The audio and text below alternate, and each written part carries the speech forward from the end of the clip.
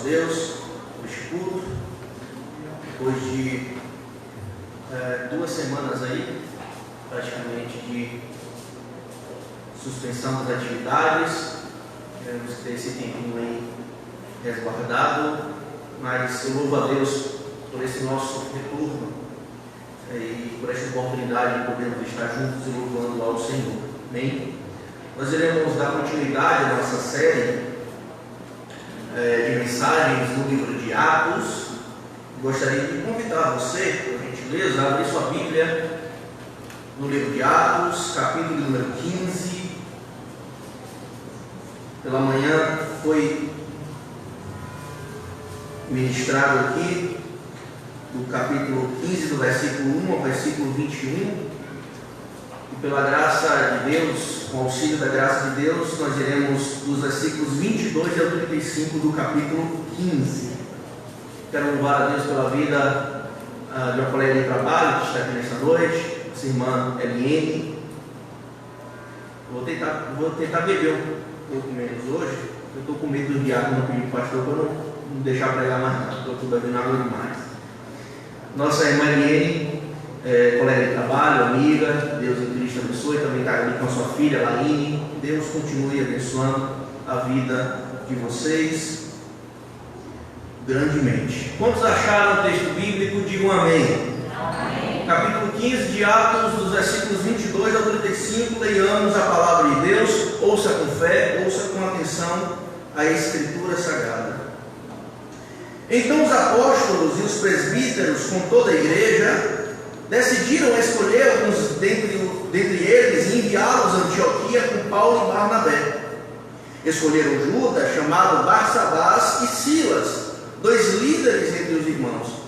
Com eles enviaram a seguinte carta: os irmãos e apóstolos e presbíteros, aos cristãos gentios que estão em Antioquia, na Síria e na Cilícia, saudações.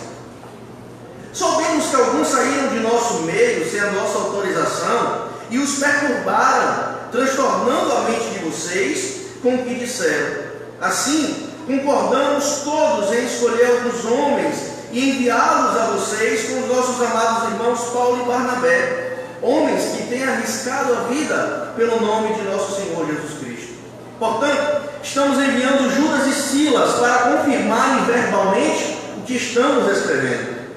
Pareceu bem ao Espírito Santo e a nós não impor a vocês nada além das seguintes exigências necessárias: que se abstenham de comida sacrificada aos ídolos, do sangue, da carne de animais estrangulados e da imoralidade sexual. Vocês farão bem em evitar essas coisas, que tudo lhes vá bem.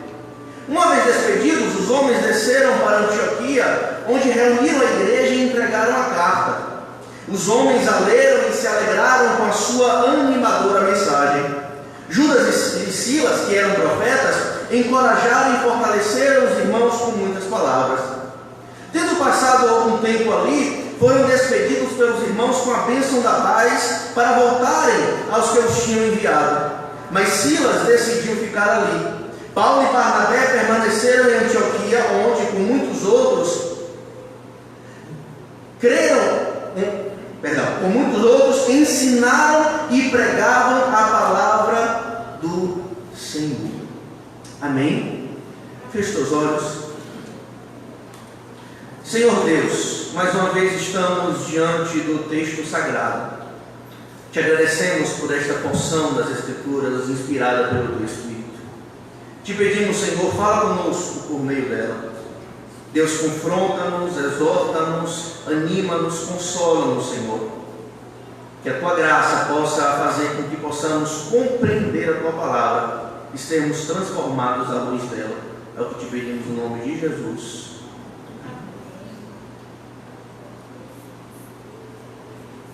Irmãos, nós devemos lutar contra tudo aquilo que ameaça a verdade do Evangelho na igreja. Vou repetir: nós precisamos e devemos lutar e combater tudo aquilo que ameaça a verdade do Evangelho na igreja. Eu acredito que todos nós conhecemos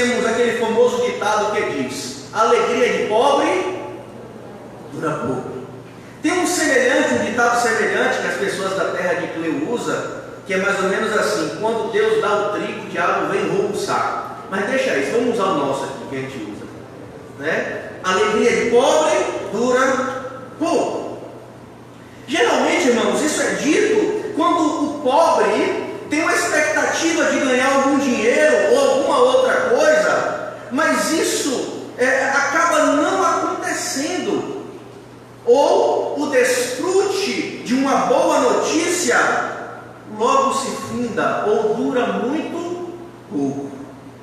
Um exemplo é quando a pessoa se alegra porque após pagar todas as contas do mês sobrou R$70. E aí o que acontece? O gás acaba. É um exemplo na prática do ditado: a alegria de pobre dura pouco. Isso ilustra, queridos, o que Lucas nos relata sobre o que estava acontecendo com os gentios em Antioquia, os gentios que creram em Jesus Cristo. Eles eram pobres espiritualmente, perdidos e afastados do povo de Deus. Porém, através da boa notícia, que é o significado de evangelho, através da boa notícia anunciada pelos discípulos de Jesus, eles, ou seja, os gentios, se alegraram muitíssimo, pois lhes foi assegurado que ao crerem em Cristo, o Salvador e Senhor do mundo, eles seriam redimidos dos seus pecados e herdeiros da vida eterna. Todavia, queridos, no capítulo 15, que já iniciamos aqui pela manhã, Lucas nos diz que alguns judeus da Judéia foram até Antioquia, lá na Síria, e começaram a ensinar os cristãos gentios que para eles serem salvos, eles precisavam se circuncidar. A gente viu isso no versículo 1 do capítulo 15. Esses judeus chegaram lá para os cristãos gentios e disseram: olha, se vocês não se circuncidarem, vocês não poderão ser salvos.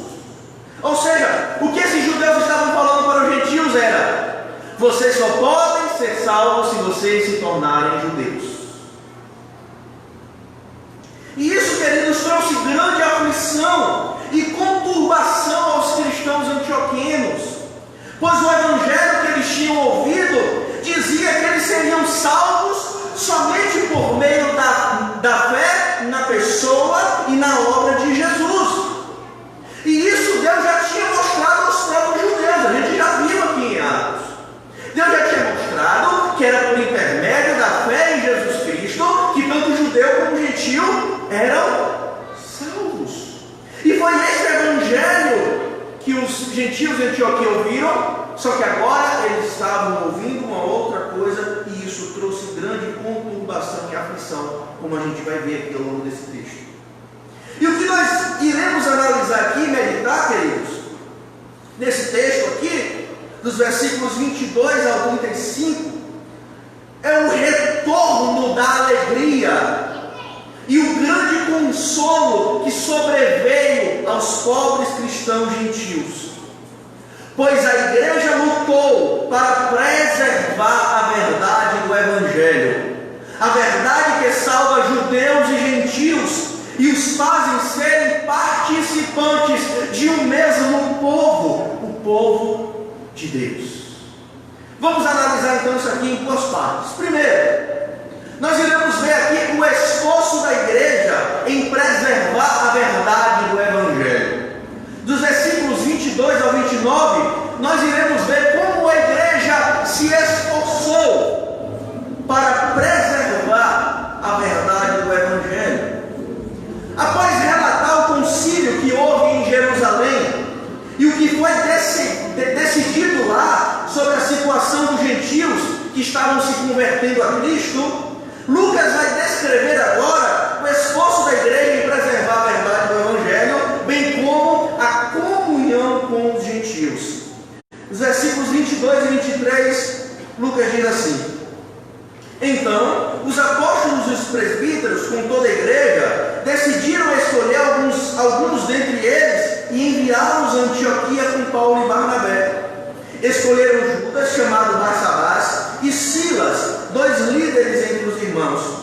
Com eles enviaram a seguinte carta: os irmãos apóstolos e presbíteros, aos cristãos gentios que estão em Antioquia, na Síria e na Cilícia, saudações. Irmãos, depois que a igreja se reuniu em Jerusalém, foi o que a gente viu pela manhã, se reuniu para resolver este conflito que surgiu no meio do povo de Deus, e após a igreja chegar a um consenso, Lucas nos diz que tanto a liderança da igreja, como toda a igreja em Jerusalém, resolvem enviar uma comitiva até Antioquia. Por quê? Porque o conflito surgiu em Antioquia. Essa comitiva, Lucas nos diz, foi composta por Judas e Silas, os quais retornaram com os representantes de Antioquia, ou seja, Paulo e Barnabé e mais alguns irmãos, que conforme o versículo 2 nos diz que Paulo, Barnabé e mais alguns irmãos de Antioquia subiram a Jerusalém, foram a Jerusalém para resolver este conflito. A igreja, queridos, além da comitiva, também redigiu uma carta para enviar aos cristãos gentios, por meio dessa comitiva, a fim de informá-los o que foi decidido no concílio. No versículo de número 23, Lucas começa a descrever a carta que foi escrita pela igreja de Jerusalém. E nessa primeira parte da carta está descrita a saudação da igreja, que traz os remetentes e os destinatários da carta. Agora, queridos, já nesta saudação aqui no versículo 23, a gente pode destacar duas coisas importantes. Primeiro, os apóstolos, presbíteros e demais cristãos em Jerusalém chamam os cristãos gentios de irmãos. Na minha versão NVI, que é NVI, está escrito aos cristãos gentios. Porém, na maioria das versões, eu acredito que na sua provavelmente vai estar assim, está aos irmãos gentios, ou aos irmãos dentre os gentios, destinatários da carta. E de fato, no grego, no original, está irmãos. E por que isso é importante? Porque isso já mostra aqui para a gente, na saudação, que os cristãos judeus consideravam os gentios cristãos como membros do povo de Deus, da comunidade cristã.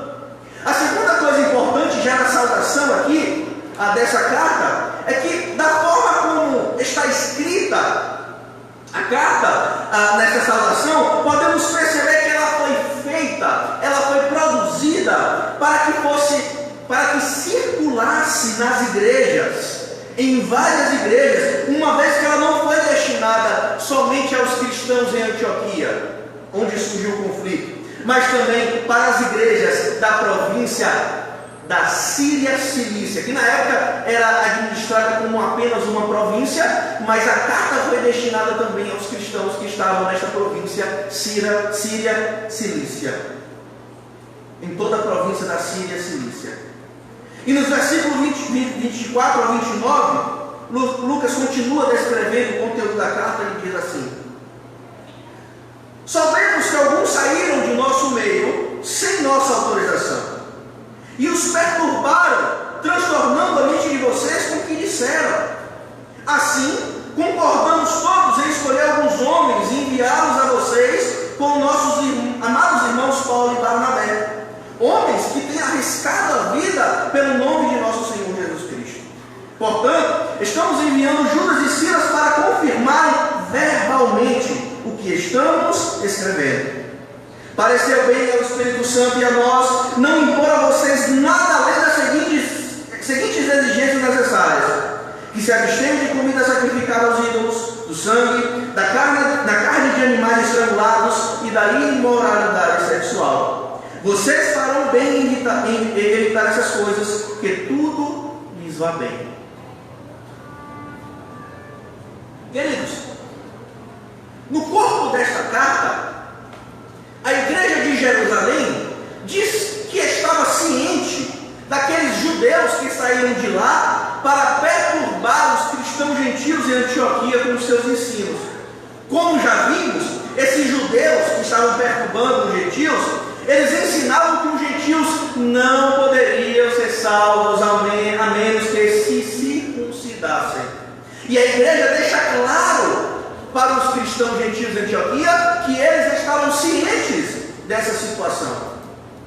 E conforme diz a carta, tais ensinos trouxeram inquietações à mente dos cristãos gentios de Antioquia. Isso porque, irmãos, quando esses gentios ouviram o Evangelho, em nenhum momento foi dito que eles deveriam se submeter às leis judaicas para serem salvos. A igreja, porém, queridos, deixa claro que esses judeus fizeram isso de forma independente. Porque os gentios não tinham ouvido nada sobre isso. O evangelho que eles tinham ouvido era: se arrependam, creiam no Senhor Jesus e vocês serão salvos, serão perdoados. E agora esse novo tipo de ensino, de que se eles não se circuncidassem não seriam salvos, trouxe inquietação à mente deles. Só que a igreja diz: olha, eles fizeram isso de forma independente. Não foi com o nosso consentimento. Não foi a gente que os enviou. É provável, queridos, que ou esses judeus que estavam ensinando isso na igreja de Antioquia, ou eles tentaram legitimar seu ensino, dizendo que estavam ali amando da igreja mãe em Jerusalém, ou que os próprios cristãos gentios acabaram supondo isso. É por isso que a igreja deixa claro: eles fizeram isso de forma independente. Diante dessa situação, irmãos, a igreja diz que decidiu enviar Silas e Judas, juntamente com Paulo e Barnabé, que eram mestres da igreja de Antioquia. E eles estavam enviando esta comitiva, estes homens, a fim de que reforçassem pessoalmente aquilo que foi resolvido no concílio. E nos versículos 28 ao 29, está escrito qual foi a decisão desse concílio. Vamos ler mais uma vez? Diz assim: pareceu bem ao Espírito Santo e a nós não impor a vocês nada além das seguintes exigências necessárias: que se abstêm de comida sacrificada aos ídolos, do sangue, da carne de animais estrangulados e da imoralidade sexual. Vocês farão bem em evitar essas coisas, que tudo lhes vá bem. A carta, queridos, agora descreve que a igreja de Jerusalém decidiu trazer uma orientação aos cristãos gentios. E essa decisão a gente já viu que foi feita no concílio, lá no versículo 20. Tiago propôs essas orientações aos gentios, aos cristãos gentios. Da maneira que está escrito aqui nesta carta, a igreja não parece estar escrevendo mandamentos aos gentios, mas sim orientações para que pudesse haver uma comunhão entre judeus e gentios crentes. Olha, comer alimentos oferecidos a ídolos, animais estrangulados, ou seja, animais que não foi retirado todo o sangue, e comer o próprio sangue de animais, eram práticas comuns no mundo pagão, só que eram abomináveis aos judeus. Seria, irmãos, então impossível, ou quase impossível, de judeus e gentios viverem em comunhão e sentarem à mesa, se os gentios não quisessem abrir mão desses alimentos ou dessas práticas. O texto por detrás dessas orientações aqui da igreja de Jerusalém parece ser Levítico capítulo 17, que é justamente onde está traçado essas regras, essas leis que não poderiam ingerir esse tipo de alimento. Outra coisa que era comum no mundo pagão e repugnante aos judeus era o casamento entre parentes. Isso está escrito em Levítico capítulo 18. Alguns estudiosos, diante disso, acreditam que o que está em vista aqui quando a igreja fala sobre imoralidade sexual e em outras versões fornicação, alguns estudiosos acreditam que o que a igreja está falando aqui de Jerusalém é orientando para que os cristãos gentios evitem e não se casem entre parentes, porque isso também era abominável aos olhos dos judeus, enquanto no mundo pagão era absolutamente comum. quando se usa, porque esse termo imoralidade sexual na Bíblia é algo muito vasto, pode significar várias coisas, mas como as outras regras, parece que está aqui o pano de fundo, Levítico 17, parece que aqui com imoralidade sexual, o pano de fundo, o texto por detrás disso, parece ser Levítico 18, que proíbe justamente o casamento entre parentes. E uma vez, queridos, que para alguns judeus, esses eram requisitos mínimos que os gentios deveriam cumprir, a igreja, guiada pelo Espírito, parece estar buscando um equilíbrio a fim de manter a comunhão entre judeus e gentios crentes. Portanto, queridos, a igreja não está traçando condições para os gentios serem salvos. Isso é importante. Existe uma outra possibilidade apontada por alguns estudiosos, que essas práticas que a igreja está falando de Jerusalém, para os gentios se afastarem, essas práticas de fato eram ligadas à adoração de ídolos no mundo pagão. Comer alimento, comer animais sacrificados a ídolos, comer animais com sangue, a própria imoralidade sexual. Todas essas práticas eram ligadas à adoração no mundo pagão, à adoração aos ídolos. Alguns estudiosos, diante disso, acreditam que a igreja não está fazendo recomendação aqui, mas está dizendo que os gentios precisam abandonar essas coisas, porque de fato é pecado, porque de fato essas práticas são pecaminosas.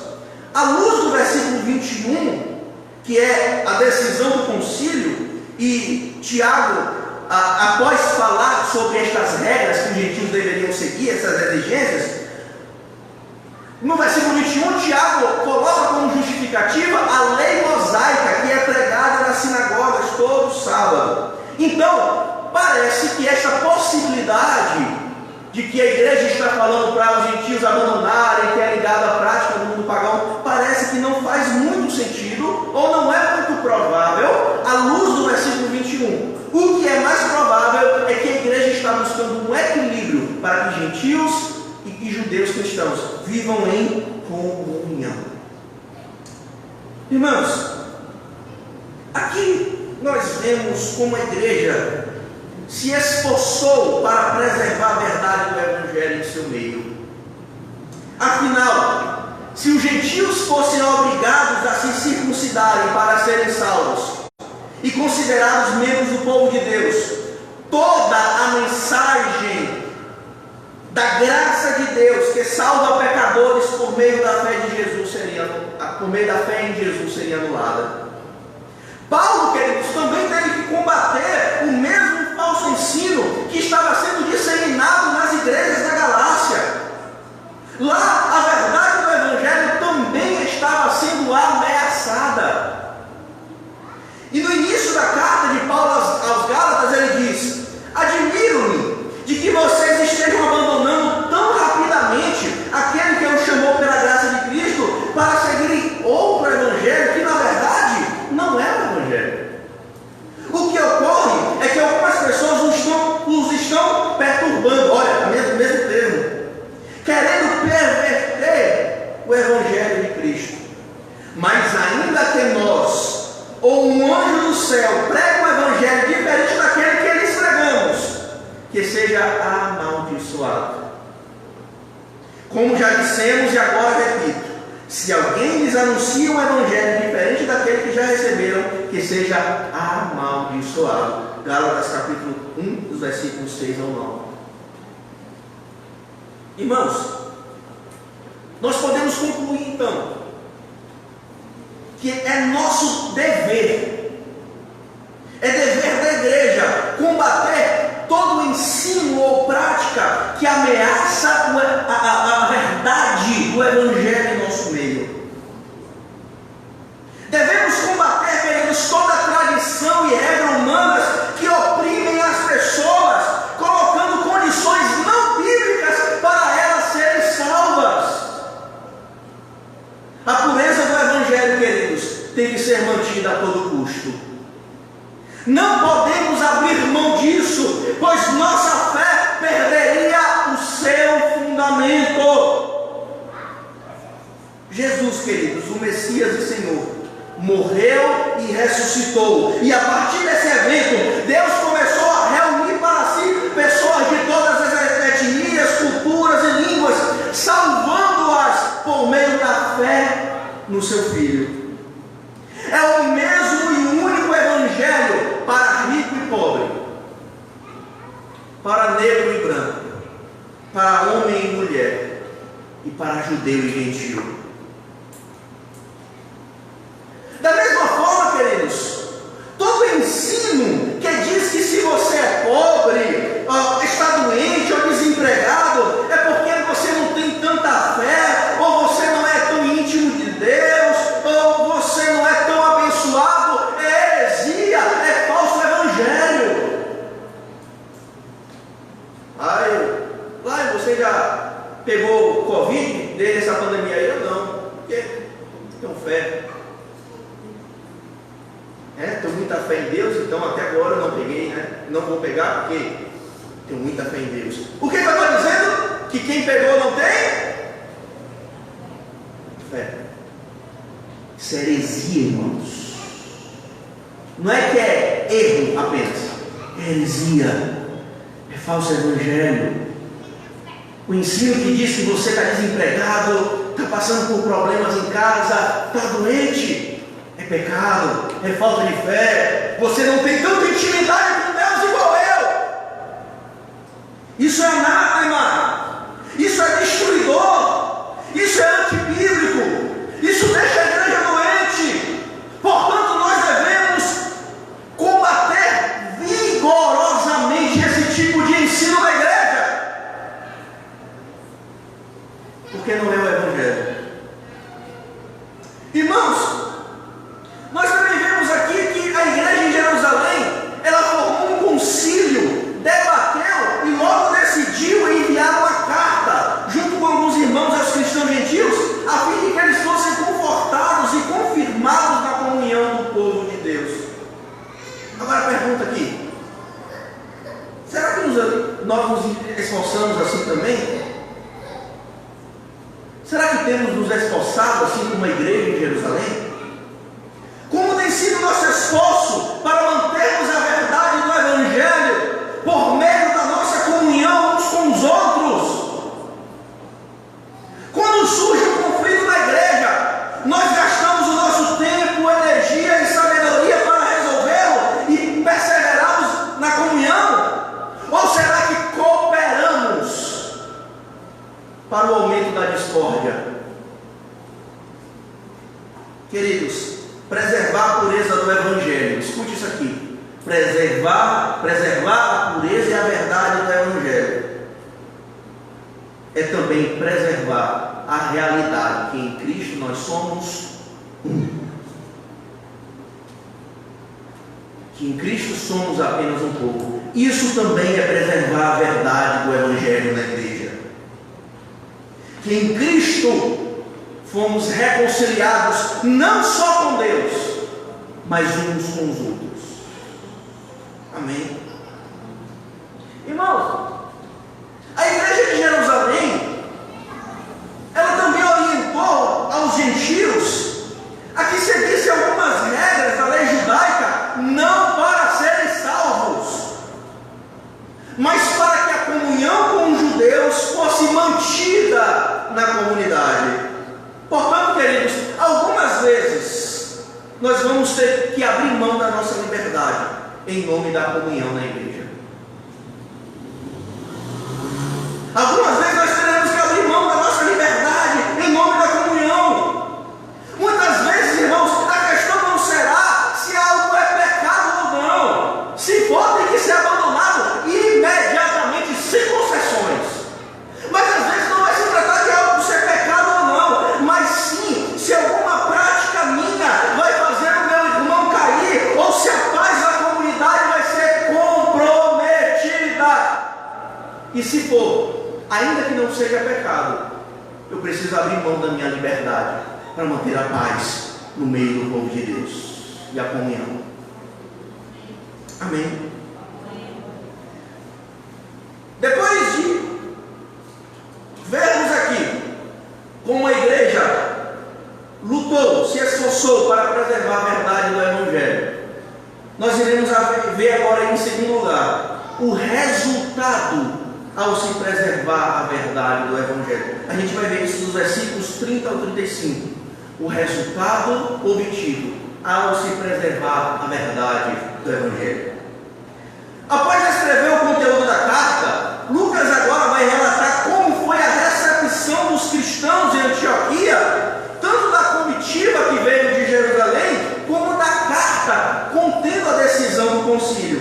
E nos versículos 30 ao 32 está escrito assim: uma vez despedidos, os homens desceram para Antioquia, onde reuniram a igreja e entregaram a carta. Os irmãos a leram e se alegraram com a sua animadora mensagem. Judas e Silas, que eram profetas, encorajaram e fortaleceram os irmãos com muitas palavras. Queridos, quando a comitiva enviada pela igreja de Jerusalém chega em Antioquia, logo eles tratam de reunir os irmãos de lá para lhes entregar a carta enviada pela igreja. E ao ser feita a leitura pública da carta para que toda a igreja de Antioquia ouvisse, os cristãos gentios são animados e encorajados por esta carta. E isso bate, queridos, com o que foi dito no versículo 24, ou seja, que os irmãos antioquinos estavam com suas mentes transtornadas por causa daquela situação. É muito provável, irmãos, que a igreja de Antioquia estava em grande expectativa e aflição desde que seus representantes foram até Jerusalém para resolver aquela questão que gerou o conflito. É muito provável que eles estavam em expectativa. O que será que foi decidido? Lembra que naquela época não tinha WhatsApp, né? Se tivesse WhatsApp, Paulo já tinha mandado, deu certo. Já tinha mandado a mensagem, né? Ou um áudio, né? Paz e graça a todos. Será que Paulo ia mandar uns áudios longos, igual tem gente que manda, né? 10 minutos de áudio. Eu acho que Paulo faria isso, porque Paulo era um pouquinho prolixo. Aquele áudio de 10 minutos para o grupo da igreja de Antioquia, né? Tinha lá o grupo de Antioquia da igreja, e o áudio ia dizer: olha, deu certo, resolvemos, a verdade do Evangelho foi preservada. Mas não tinha, irmãos. Eles tinham que esperar a comitiva, os seus representantes voltar, trazendo a resposta. Então eles estavam em expectativa, em aflição, porque o ensino dos falsos mestres tinha transtornado a mente deles. Agora, ao ficarem sabendo da decisão da igreja de Jerusalém, eles ficam aliviados, pois não foi colocado sobre eles a exigência de se circuncidarem para serem salvos. Além da carta, queridos, a igreja de Antioquia foi também encorajada pelas proclamações proféticas de Judas e Silas, os quais Lucas já havia identificado como líderes da igreja e agora especifica que são, na verdade, profetas. E nos versículos 33 ao 35, Lucas encerra essa sessão dizendo: tendo passado algum tempo ali, foram despedidos pelos irmãos com a bênção da paz para voltarem aos que os tinham enviado. Mas Silas decidiu ficar ali. Paulo e Barnabé permaneceram em Antioquia, onde com muitos outros ensinavam e pregavam a palavra do Senhor. Irmãos, depois que passaram um tempo em Antioquia, Lucas nos diz que os irmãos que vieram de Jerusalém, ou seja, Judas e Silas, são despedidos pela igreja para retornarem a Jerusalém.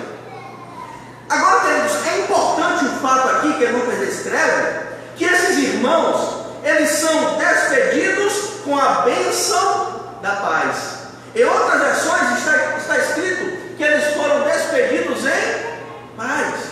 Ou seja, queridos, isso é importante porque mostra que a comunhão entre gentios, entre irmãos gentios e judeus foi mantida, pois eles foram despedidos em paz. Todavia, irmãos, apesar de serem despedidos, Apenas Judas retornou a Jerusalém, pois Paulo e Barnabé permaneceram ali em Antioquia ensinando a palavra de Deus, e também Silas, conforme o versículo 34. Embora o versículo 34 ele não aparece em alguns manuscritos, tá? Então é possível que seja um acréscimo de um copista a fim de explicar o versículo 33. O que é que o versículo 33 diz? Que eles foram despedidos para voltarem, no plural, Judas e Silas. Então parece que o copista inseriu o versículo 34 para explicar que, apesar de eles serem despedidos pela igreja, só Judas retornou. De qualquer forma, isso está de acordo com os versículos a seguir, onde veremos que de fato Silas permaneceu em Antioquia e se tornará o novo companheiro de Paulo em suas viagens missionárias no lugar de Barnabé. É isso que nós iremos ver aqui na semana que vem. Agora, irmãos, olhem, prestem atenção, como a carta da igreja de Jerusalém trouxe grande consolo e encorajamento aos irmãos gentios que estavam angustiados. Eles também foram encorajados através dos profetas que vieram de Jerusalém, da igreja de Jerusalém. É por isso, irmãos, que nós devemos preservar a verdade do Evangelho em nosso meio. É por isso que devemos nos esforçar para viver o Evangelho em nosso relacionamento uns com os outros. Ao fazermos isso, conservaremos a saúde espiritual, emocional e relacional da igreja. Do contrário, queridos, se o Evangelho não for vivido e pregado e ensinado, a comunidade ficará doente, perdida e conturbada. Muito mais importante, escute isso aqui, muito mais importante, queridos, que termos boa estrutura, um som de qualidade, bons instrumentos, muito mais importante que isso, é termos comunhão saudável à luz do Evangelho de Jesus. Só que é mais fácil ter um som de qualidade. A verdade é que é mais fácil comprar instrumentos caros do que mantermos a comunhão à luz do Evangelho. É muito mais fácil. É muito mais fácil nós mexermos na estrutura, colocarmos bancos acolchoados, aumentarmos o conforto, colocarmos instrumentos de som aqui de última geração. É muito mais fácil a gente fazer isso do que mantermos a nossa comunhão e o nosso relacionamento, vivendo o Evangelho em nosso relacionamento. Mas é isso que nós devemos fazer. E é por isso que a gente precisa pregar e viver o Evangelho. Queridos, os cristãos gentios, eles também estavam se sentindo uma espécie de participantes do povo de Deus inferior, de uma classe inferior, por causa do ensino dos falsos mestres. Mas a igreja, queridos, logo tratou de resolver isso e confirmar a verdade do Evangelho. Verdade esta que revela que pessoas de todas as etnias, línguas, cultura e posição social são unidas e inseridas no corpo de Cristo por meio da fé nele. Mas e nós? Como será que lidamos com isso em nosso meio? Será que nós fechamos os nossos olhos quando algum irmão nosso é deixado de lado? Será que fingimos que não vemos quando algum irmão nosso é desprezado? Mesmo aqueles mais chatinhos, mesmo aqueles que não têm uma prosa muito boa, como é que a gente lida quando esses irmãos são escanteados, são colocados de lado? Ninguém quer conversar, ninguém quer sentar do lado, ninguém chama para as programações. Qual é a nossa reação, queridos? Será que nós temos permitido que haja grupos na comunidade que se colocam como superiores aos outros, como se fizessem parte de uma casta mais espiritual e mais íntima de Deus, que tem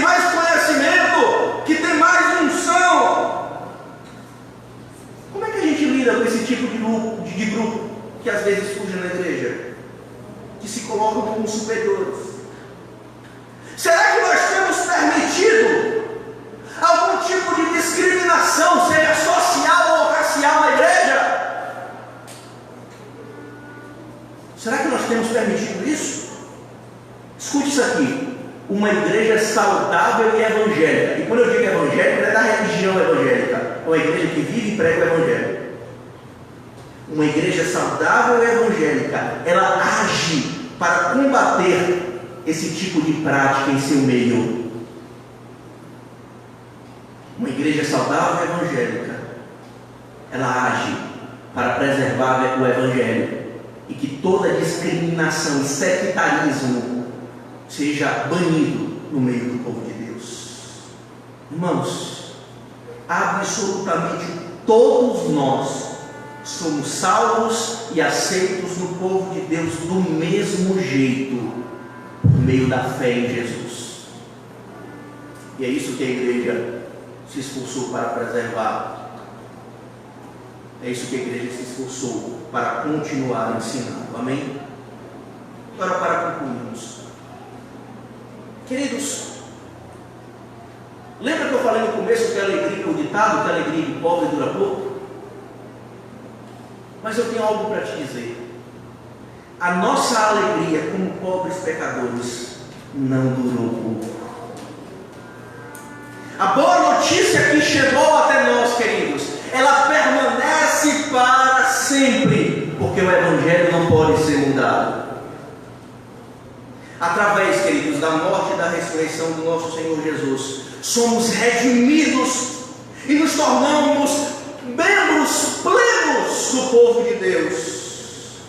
A igreja em Atos lutou para preservar essa verdade e nós também precisamos fazer isso. Que o Espírito Santo possa continuar nos conduzindo a vivermos e a pregarmos o verdadeiro Evangelho. Amém? Se coloque em pé, por gentileza, vamos orar.